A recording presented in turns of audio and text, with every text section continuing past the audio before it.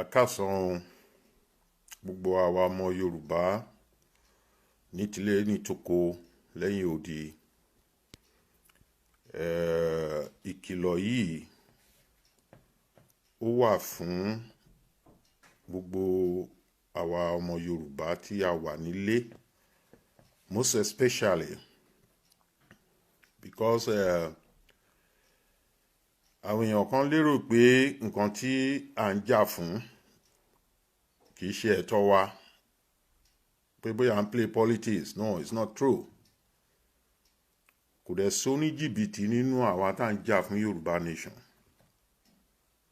So a fẹ́ kí ẹ mọ̀ ní òní pé gbogbo rally Yorùbá nation tó ń lọ káàkiri àti awareness tá à ń ṣe káàkiri ní gbogbo ìgbèríko, a fẹ́ fi tó yín létí pé kò sí ọlọ́pàá kankan tó ní ẹ̀tọ́ láti arrest anybody tó jẹ́ ọmọ Yorùbá. Ọlọ́pàá ìlú ẹrú ti Nàìjíríà, ìlú ẹrú ní Nàìjíríà ṣe ń sọ fún yín all the time. So ìkìlọ̀ yìí wà fún gbogbo ẹ̀yin tó jẹ́ pé ẹ lérò pé ẹ máa fi wá jẹun lórí Yorùbá nation, tí ẹ ń pàdé àpòpọ̀ mọ́ àwọn ọlọ́pàá Nàìjíríà. Ó lè ní àwọn ọlọ́pàá Nàìjíríà, kò sẹ́ni tí ò mọ̀, the whole world they know that. But nìkan táwa fẹ́ fún Yorùbá nation ni pé àwọn ọmọ wa, àwọn èèyàn wa, a fẹ́ káyé wọn dá, a fẹ́ dá dúró, a dẹ̀ ti dá wà. So ẹ̀yin èèyàn wa, ẹ láti sọ no fún ẹni ọlọ́pàá tó bá tún wá arrest yín, tàbí pé ẹ̀yin tẹ́ ń ṣe agbésùmọ̀mí, ẹ̀yin tẹ́ ń ṣe kí wọ́n ti ń pè, ẹ̀yin olè tẹ́ wà ní under àwọn ọlọ́pàá láti máa lọ arrest àwọn èèyàn wa, tàbí àwọn tẹ́ jọ ń ṣiṣẹ́ papọ̀, àwọn informant yín láti máa fi wá jẹun. Ó ti dópin o látòní lọ. So kẹ́ lọ kọ sílẹ̀ nísinsìnyí, ìkìlọ̀ ní fún yín. So a dẹ̀ fẹ́ fi tó gbogbo ẹ̀yin agitators Yorùbá nation létí pé kò sí anybody tó gbọ́dọ̀ san any of our people tí àwọn ọlọ́pàá ìlú ẹrú Nàìjíríà tán bá tún make any attempt láti arrest. That is not an arrest, that is a kidnapping. They are kidnapping them to extort us. So kẹ́ má lérò yìí pé ẹ máa lọ sanwó kan fún wọn, because àwọn oníjìbìtì pọ̀ pẹ̀lú àwọn ọlọ́pàá olè yìí, àti mọ̀ wọ́n ti pẹ́. And we are not here to serve them. We are serving our nation, which is Yoruba nation, the Oduduwa sovereignty. So kí ẹ̀yin èèyàn kẹ́ mọ̀ nísìn ipe ẹnìkan kàn máa bá yín, ó kàn máa dá yín dúró, ó máa ní òun arrest yín pé fún agitations or whatsoever. It is not true. Àfẹ̀yìn tẹ́jọ́ ń ṣiṣẹ́ papọ̀, tẹ́tíjọ́ plan bẹ́ẹ̀ ṣe máa da movement wa rú, tẹ́jọ́ ń tàbọn fúnra yín, tẹ́jọ́ ń ta kí náà ti ń pè ọta àbọn. So we have the intelligence, and we are working towards our intelligence, right? So we don't want to entertain any kind of all this rubbish any further. So any of you, now I'm talking English rubbish nonsense, it's not my language, but mo fẹ́ kí ẹ understand. Nísìnyí pé gbogbo ẹ̀yin ọmọ Yorùbá tẹ́ bá ti ń jáde fún rally, ẹ̀tọ́ yín ni, kò sí ọlọ́pàá kankan tó gbọ́dọ̀ arrest yín. Anybody tó bá attack yín, a máa attack olúwẹ̀ padà lẹ́sẹ̀kẹsẹ̀. This is not a joke. Ẹ máa attack ẹ máa raise it down. So you have to know that. So we are not joking, and we are not going back. Ẹ pé ẹnìkan sọ pé àwọn kan ní UN wọ́n sọ pé kẹ́ má jà. How many of our people's life lẹ fẹ́ fi sacrifice this fucking slavery country? How many people before we have to protect ourselves? No, not anymore.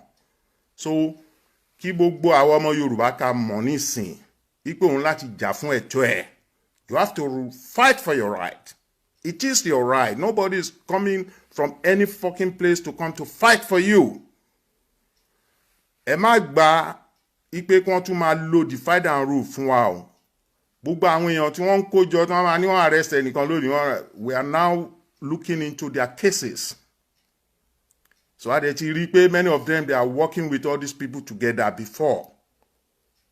So you should not expect that, tó bá ti jáde ń sin wọn kó máa arrest ẹ, so you don't have to go to rally. It's not true. Kẹ jáde kẹ lọ fún rally. Gbogbo èèyàn ọmọ Yorùbá tẹ bá mọ̀ pé fẹ́ kúrò nínú oko ẹrú Nàìjíríà. So it's a planned game. And they are playing the game very, very right. But they have lost. So ní ṣókí ní nǹkan tá máa sọ fún yín. Kẹ́yìn náà kẹ́ lọ fọgbọ́n orí yín kẹ́ lọ fi gbé. Kò sí ọlọ́pàá Nàìjíríà ní anywhere mọ́ tó gbọ́dọ̀ arrest ọmọ Yorùbá ní ilẹ̀ Yorùbá ní nǹkan tá ń sọ yìí. So stand up and fight for your right. Because kò sí báwo lèèyàn kan ṣe máa arrest ẹnìkan tí kò séèyàn kankan bẹ́ẹ̀. Tá máa wá wá pé níbo ló wà, níbo náà gbé lọ, and all these things. So definitely, wọ́n jọ ń plan papọ̀ ni. They are working together. Wọ́n máa fẹ́ claim pé àwọn jẹ́ agitators Yorùbá nations. They are not. So we are giving you warning, and you should not expect us to be going to the police, Nigerian police, fucking Nigerian police, or army, military, whatever. Láti máa lọ síbẹ̀ pé ká máa sọ pé a fẹ́ gba àwọn èèyàn wa sílẹ̀, ká máa bẹ̀ wọ́n, ká máa fún wọn lówó. We are not going to do that. So wọ́n tó bá jẹ́ agitators, òun láti mọ́ra ẹ̀, ó dẹ̀ láti fi orúkọ ẹ̀ sílẹ̀. Kò dẹ̀ sí anybody tó lè wá arrest ẹ̀ tá bá lọ fún any rally or after rally. Nobody tó bá kí ń ṣe pé òun ṣiṣẹ́ fún àwọn ọlọ́pàá olè Nàìjíríà tí wọ́n máa ń jalè káàkiri láti extort àwọn èèyàn. So if you are doing that, that is your own cup of tea. So don't come to use our agitations for your own fucking extortion. Right? So kẹ́ stop ẹ̀ láti sin lọ. Bó ṣe jẹ́ nìyẹn. Then gbogbo ẹ̀yin tẹ́ ń gbé news. Find out information very well before you come out with your fucking news. Kò sẹ́nibody tó lè gbé Yorùbá nation down. The Yorùbá nation has been established for long years. So now we are claiming it. So there is no going back. Bó ṣe rí nìyẹn. So ẹ jẹ́ kó yé yín nǹkan tí mo ra sọ yìí. Kẹ́dẹ̀ sọ fún gbogbo ọmọdé ni o, àgbàlagbà ni o. Ẹ má tara yín sóko ẹrú. You don't wait for somebody to come to fight for you. You have to fight for your right. That's why we call it freedom. Yoruba nation's freedom. It is our freedom. And take it like that. We're going to fight it to any level. So, à ń rà bọ́n lọ́wọ́ ọlọ́pàá. À fẹ́ bọ́n lọ́wọ́ ọlọ́pàá. So, wọ́n tó bá ní olóò rà bọ́n lọ́wọ́ ọlọ́pàá, tàbí pé òun rọ ta bọ́n lọ́wọ́ ọlọ́pàá, ó mì pé olè ni wọ́n gangan fúnra rẹ̀, agbésùmọ̀mí ni ẹ́. And we are not going to fight for you. Don't come under Yoruba nation's name to say you are fighting for the Yoruba nation. It is not true. We've got you. We've got many of you. And any of you who are still behind, you stop that fucking shit right now. So this is the warning. Up Yoruba nation, àti délẹ̀ lórí, àti gba ilẹ̀ Yoruba nation. We are not politicians. We are not interested in any fucking Nigerian politics. We are not interested in any rubbish restructuring or whatever. It is long time overdue.